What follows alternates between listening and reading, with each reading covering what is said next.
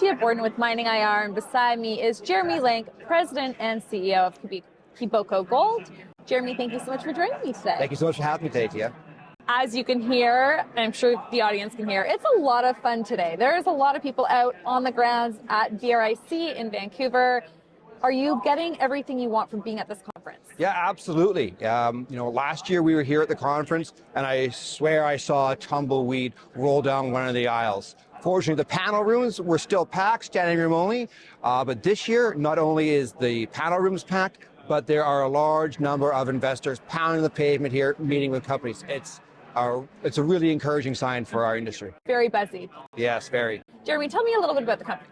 Okay.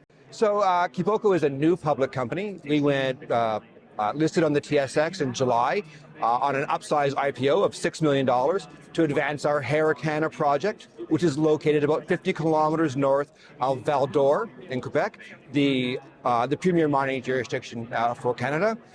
We're in the process now of running a 67-hole, 11,000-meter drill program that will wrap up at the end of next month. What makes that area the premium jurisdiction for mining? It's the most productive area for gold mining in Canada. It's also a hot spot for M&A. In mining space, there's probably been $15 billion worth of transactions in the last decade. And what projects are you currently working on? Do you have one flagship, or do you have multiple? Yeah, so we have our Harricana project, which is an aggregation of 6 different projects that were all continuous.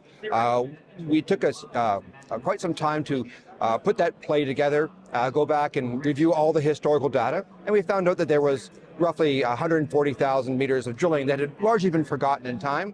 Right now, our drill program is focused on the Fontana area of our project, where there's about 80,000 meters of historical drilling, which we hope to bring up to standard for resource estimation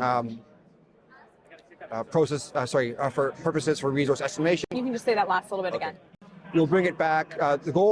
The goal of our drill program is to verify the historical results so that we can use them for resource estimation, and which we're planning to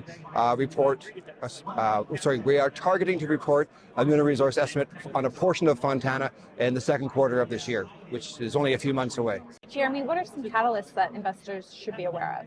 Yeah, so the catalyst for our company is, we're an exploration company, so it's drill results.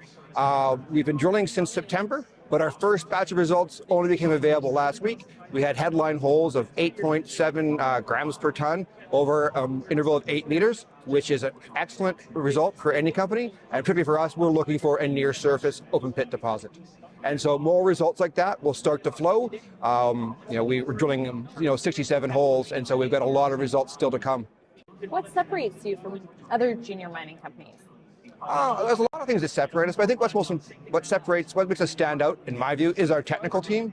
Our group is experts in what we call coarse gold or native gold, particularly ones that are like fine grained, which is a very niche area of the gold exploration space, and our team is experts in that, and that's evidenced by the past companies that we've worked on. Our last company, Avnel Gold, was acquired by Endeavour Mining for $160 million. We think, there we outlined roughly 4 million ounces at 4 grams per ton open pit. We see a lot of parallels between that project and this one, and we know how to advance this type of system forward through resource, through feasibility, and then hopefully to some form of transaction. Jeremy, our investors, I'm sure, would love to know, how did you get started in the business? I went to school for geological engineering, started working in mining as a new grad, and then after a few years I got hired on Bay Street to be a mining analyst. I produced some high quality research, went to go work on the buy side for a few years, and then during the great financial crisis, I went to go work at Alamos Gold, which was my famous favorite mid-tier, emerging mid-tier producer at the time. And then I just really fell in love with being on the corporate side, which is where I've been for the last 10 years. Mining is in your blood. Yeah, outside of my mother and my grandfather, I did the Ancestry.com, and we are coal miners on both sides of the family going back hundreds of years. That's amazing. Is there anything else you'd like to leave our investors with before I let you go? Just to add Kiboko to your watch list. KIB is the ticker on the TSX venture. Thank you so much for joining me. Thank you very much for having me.